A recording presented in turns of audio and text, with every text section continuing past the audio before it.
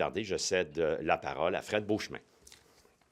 Merci, Marc. Fait qu'aujourd'hui, donc, on va avoir François Legault et Éric Girard, les kings du déficit, nous proposer une mise à jour économique. On est rendu habitué, malheureusement, à de très mauvaises prévisions économiques et budgétaires de la part de ce gouvernement-là. C'est vraiment triste à dire parce que c'est la crédibilité du ministre qui est en jeu, puis la confiance de la population qui s'effrite. Vous savez, l'an dernier, comme Marc l'a mentionné, à ce temps-ci d'année, on disait que le déficit allait être de 4 milliards, puis quelques semaines plus tard, c'est passé à 11 milliards de dollars. J'ai entendu hier au Salon Rouge le ministre nous parler qu'il il y a eu du feu de forêt, c'est la guerre, il y a eu manqué d'eau. Bien, c'est ça, sa job. Sa job, c'est d'être capable de gérer, justement, quand il y a des intempéries. C'est ça, son rôle, là, c'est d'être un bon gestionnaire, d'être capable d'endurer quand ça va pas bien. Puis s'il n'aime pas la chaleur, bien, qu'il sorte de la cuisine. Puis honnêtement, là, nous, on a 3 choses simples à leur demander.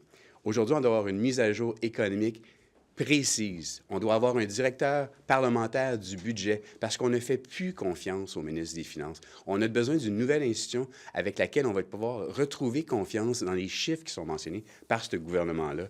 Puis évidemment, on veut un plan de retour à l'équilibre budgétaire. C'est essentiel parce qu'on le voit bien, là, la CAQ coupe en ce moment, mais on n'a pas une vue d'ensemble. On n'a pas de transparence à savoir où ça coupe, comment ça coupe, puis de combien on coupe. Donc, c'est important parce qu'aujourd'hui, si on n'a pas ces 3 éléments-là, on va avoir de la misère à faire confiance, encore une fois, à ce gouvernement-là. Merci. Vous avez dit c'est sans la chaleur qui sort de la cuisine. Est-ce que vous faites référence à une possible démission? Je veux dire, qu'est-ce que vous pensez du travail de M. Girard, puis en quoi est-ce qu'il est encore la meilleure personne? Bien, c'est parce que la façon qu'il gère à date, ça, c'est quand ça fonctionne pas bien, il se trouve une excuse. C'est la pluie qui n'est pas au rendez-vous, c'est les feux de forêt, c'est la guerre en Ukraine, c'est les taux d'intérêt. Il y a toujours une raison pour ne pas être capable d'être sur le target. Éric Girard m'a donné une analogie. Hier, il m'a parlé de ça m'a vraiment fait rire.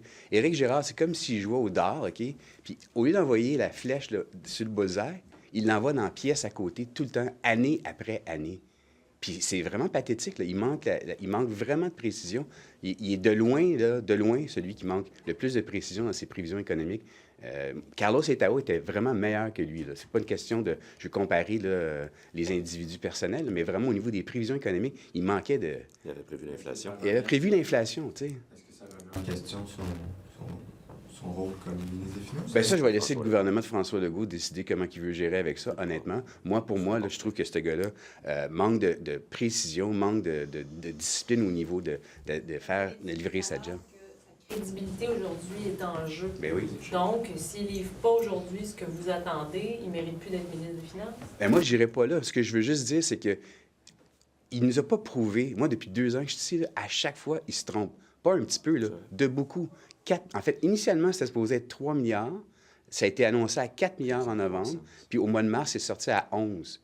Je veux dire, ça, c'est du kit au triple, là, quasiment. Fait qu'on peut pas... C'est comme jouer au dard. C'est comme lancer la balle de bowling en arrière quand les quilles sont en avant. Il manque vraiment de précision.